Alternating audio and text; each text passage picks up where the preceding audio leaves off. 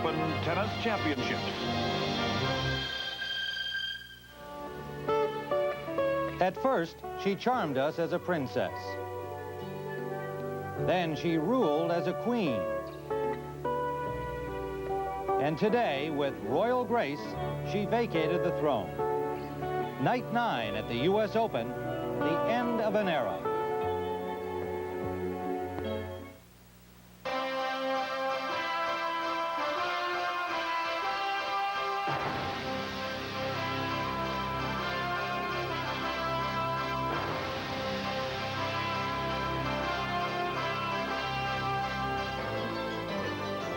She is a monument to the sport of women's tennis. Her name forever enshrined on the game's roll of honor. Chris Evert has won more U.S. Open matches than any other player, and 6 of those victories crowned her as champion. Hello, everybody. I'm Tim Ryan, along with Mary Carrillo, and it's been 18 summers since a Florida high school student captivated the sports world by reaching the semifinals of the U.S. Open over at Forest Hills. And in the ensuing 18 years, she has never failed to reach at least the quarterfinals. It's been an emotional day for tennis fans here. And it's not as though she didn't warn us, Tim, and we all knew that this was her last U.S. Open. We all knew how improbable it would be for her to put her name on this list one more time. And yet now that it's over, it's very hard to take. It is indeed. Her final opponent was the number 5 seed from Houston, Zina Garrison, who had been playing very impressively. And Mary, Chris appeared tight and tentative in the first 2 games of the match, and yet found herself leading here 4-2 in the first set. Well, Zina had donated a bunch of games early on, and that's why Chris was made to feel that she hadn't really earned this lead.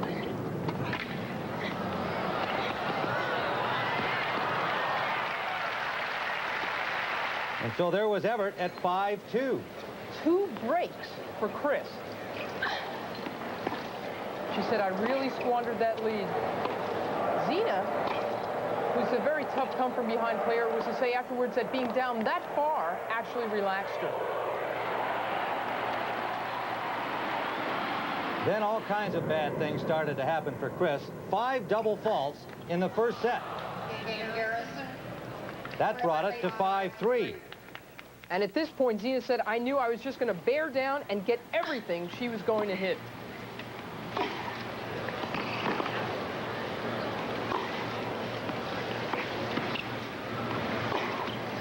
Kind of solid play from Zina Garrison made things very, very close in the first set and forced things to a tiebreak. Garrison, a 6-1 lead, has a set point in the tiebreak.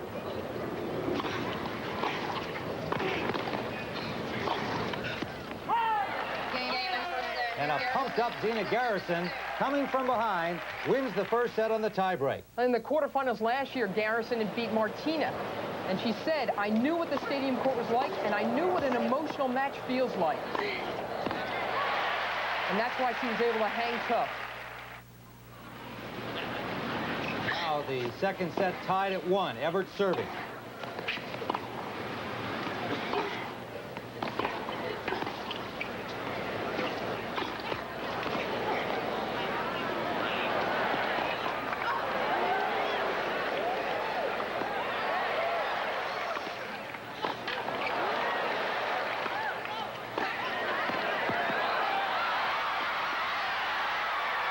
One of the best points of the entire match, but it was Garrison who was waiting for the easy winner.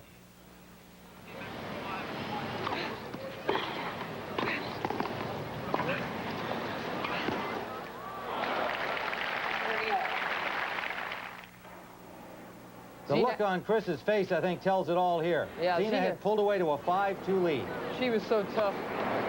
There was still one last ray of hope people were feeling for Chris.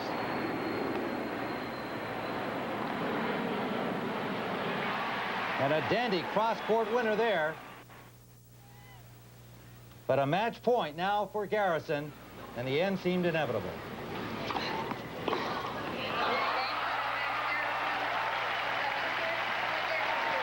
And so Zina Garrison had ended the U.S. Open career of Chris Evert on center court. Afterwards, we had a chance to speak with both of these outstanding players on this very dramatic day. In a moment that was very special here before they came for the interviews.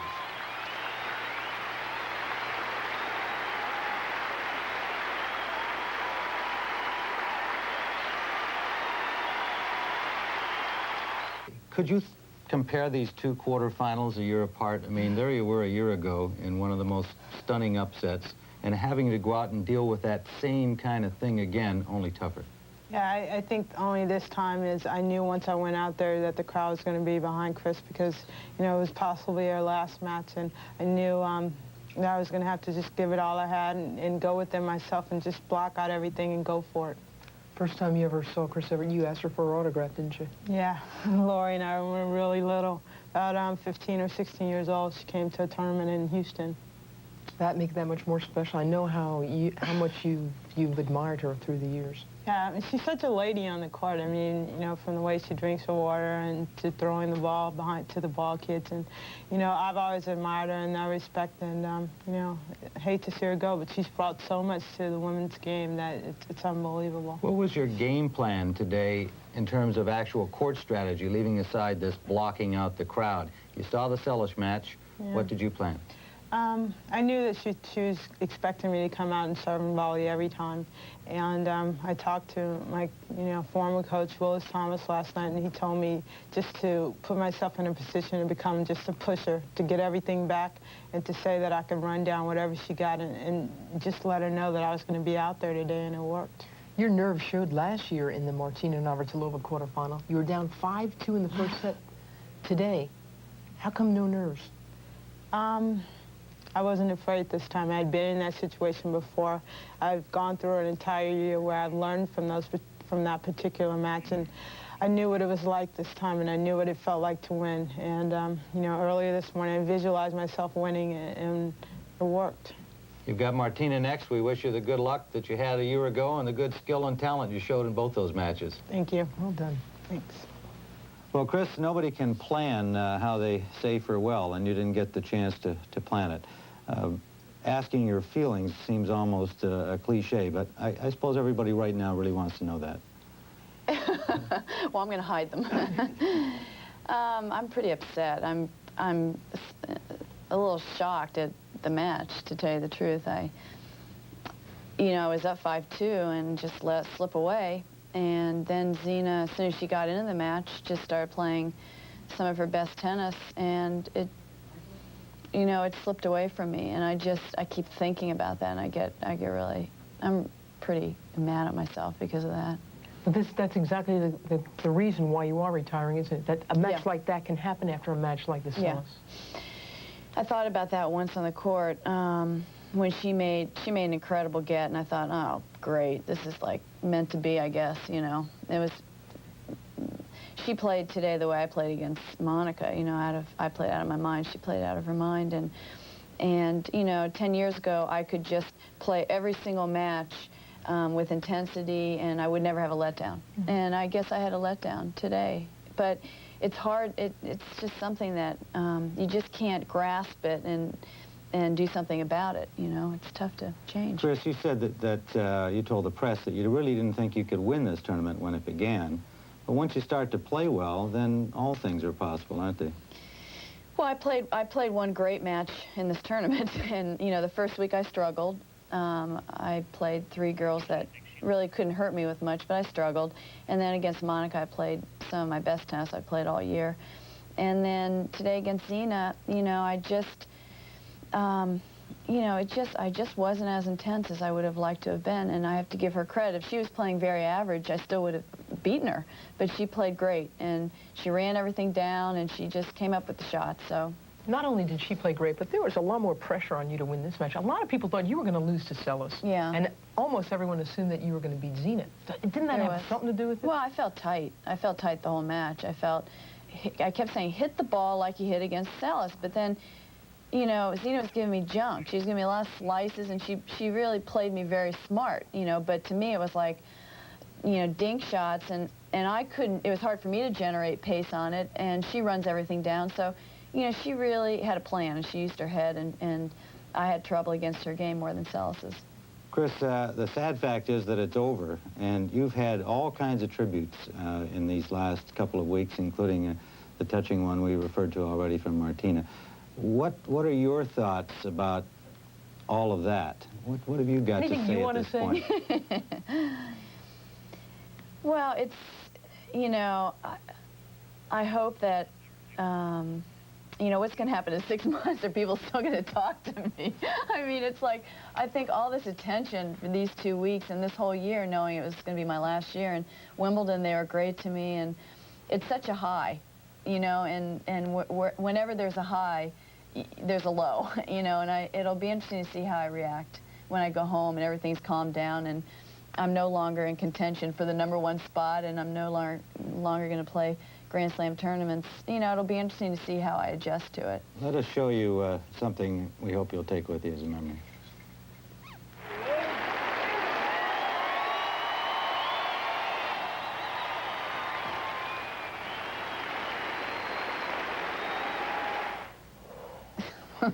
Yeah, good zero in on my face. Oh. Well, we're all going to miss that. Thank you. Thanks. Thank you. And so Chris Evert left the grounds of the U.S. Open for the last time as a player. And she left all of us a little richer for the experience of watching her play.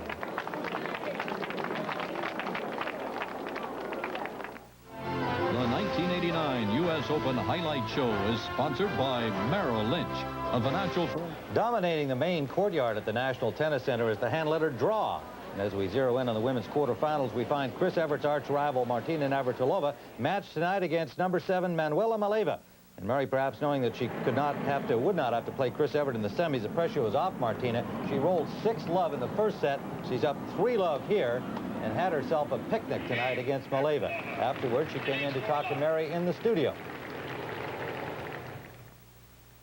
Your next opponent is Zina Garrison. You've got a great record against her, 24-1. Yeah, the one. Yeah, the one happened to be here.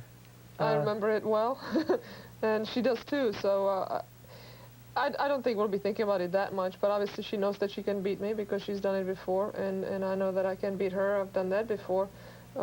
Just recently, actually, we played on the Virginia Slims in Los Angeles, and we both like to do the same thing, which is attack. It's just a matter of who can execute a little better. We'll see. The way I'm playing right now, I'm feeling pretty good. I guess there's some relief in the fact that you don't have to be the one to play Chris Evert. What do you think about that match? What do you think about this day? It was tough. I was really nervous for both of them. I felt for Zina because the crowd was so much for Chris, wanted her to play one more match. And I felt for Chris because this could be her last one. And part of me wanted to play Chris and hopefully be the last person she plays against. As we've played so many times, it felt fitting that we should play one another just one last time. At the same time, I dreaded it because of the emotion that moment would bring. It would be so much more than just a tennis match that I was feeling really nervous about it. So in a way, I'm glad I don't have to go through that because I would feel a lot of emotion. I feel it now just thinking about it. I picked this semi.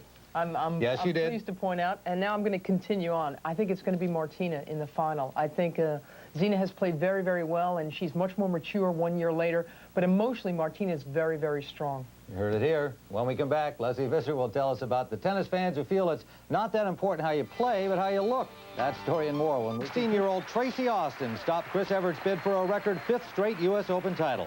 And then 2 years later, Tracy defeated Martina Navratilova. As we leave you, a final salute to one of the most dominant women to play the game. Her accomplishments on the court are legion. Off the court, despite fame and fortune, she always remained somehow unspoiled, unselfish, and unpretentious. Christine Marie Evert, a portrait of a role model and a champion.